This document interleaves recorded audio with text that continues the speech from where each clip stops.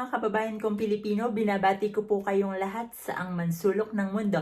Nagbabalik na naman po ang inyong lingkod, Magandana, and for today's video po, tatalakayin po natin ang katanungan na ano ba dapat ang itanong ng mga immigration officer sa mga babiyahe. So yan po ang ating pag-uusapan for today. So bago po yan, pag-uusapan po natin muna ang mga immigration officer. So yung mga immigration officer po kasi, they are trained po to detect sa mga irregularities sa mga passenger po. Mga technique po silang ginagamit doon. Isa na po yan yung tinatawag na triangulation investigation. Iyan po is mix sa pagtatanong, pag-observe nila sa demeanor ng isang passenger at sa mga documents, based sa mga documents. So, yan po yung mix ng pag-iimbestiga ng mga immigration officer natin. Bago po yan, i-discuss ko lang po na sa primary investigation o sa first interrogation po, it will last po for 45 minutes. 45 minutes po naglalast ang primary investigation. At dadaan lang po kayo sa secondary investigation kung may nakita pong irregularity ang officer sa sa primary investigation. For example, it's either documents or hindi tugma po yung pagkakasagot nyo sa tinatanong niya or hindi po tugma yung sinasabi nyo sa documents na pinapakita nyo. So, that's the time po na mag-undergo kayo ng secondary investigation which will last for 5 minutes until 15 minutes. Depende pa rin po yun sa tanong ng officer, depende po sa mga makikita niyang irregularity or kumbaga, depende po kung mako-convince na natin yung officer, kumbaga mapapaniwala if ever.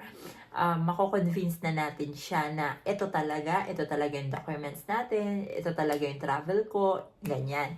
So, depende po yun. So, 5 to 15 minutes po ang secondary investigation. So, ano nga ba yung karaniwang tanong sa atin ng mga immigration officers? So, meron dito, number 1 is return ticket. Yes, tatanungin talaga nila yan, yung return ticket, kung alam din po natin as a passenger kung kailan tayo babalik at yung date, napaka-importante po yan. Pag tinanong po tayo at hawak na ng officer yung documents, very important po na i-state natin yung date and yung year at kung anong month po.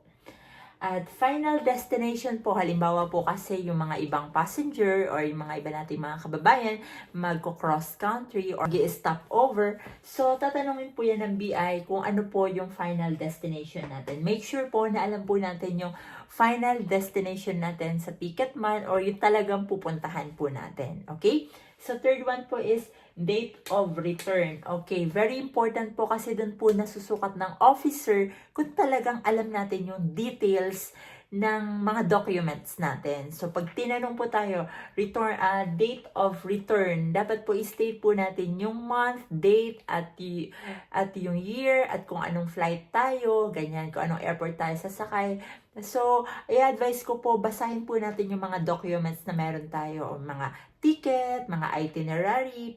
Basahin po natin yung mga small details just in case itanong po, i-ready po tayo, well-prepared po tayong sagutin ng mga tanong ng officer. Okay, destination purpose, saan po talaga kayo pupunta at ano po yung purpose? Halimbawa po is tourism or visiting relatives or family or visiting your loved ones po.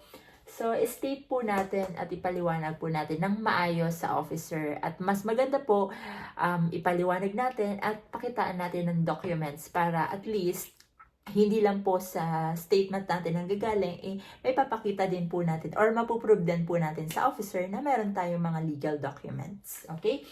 Alright, how many days? Okay, how many days? Tatanungin ng officer, ilang days ka maglalagi doon, ilang days, or kung tourism, ilang days ka pupunta sa ganito, ilang days ka pupunta sa ganyan, or ilang days ka bi-visit sa family mo or sa loved ones mo. So, yun. Pocket money. Pocket money, siguro, i-prefer lang po natin yung isasagot natin at mas maganda naka-print na yung bank statement natin, kung yung latest. Kung hindi naman, i-prepare natin po sa phone natin, sa app, at ipapakita. At by the way po, application sa banking online po.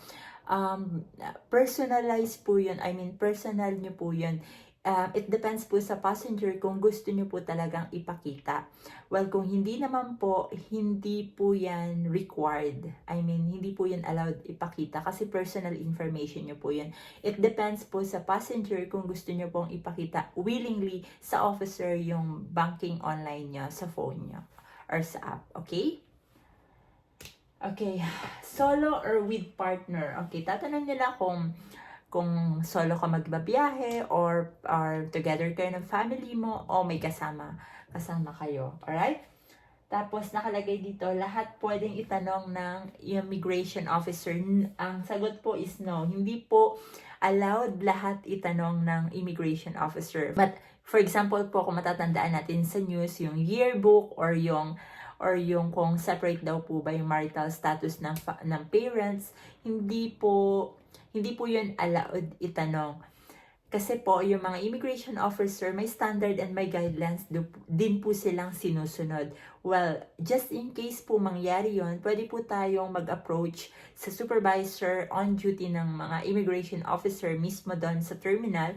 And we can approach when we can ask respectfully po kung ano po yung purpose ng mga ganong question if it's really related po sa travel natin. You're not complaining naman po on that case, you're just approaching and giving concern kung ano po ba talaga yung purpose ng immigration officer, but magtatanong ng yearbook or kung separate yung parents.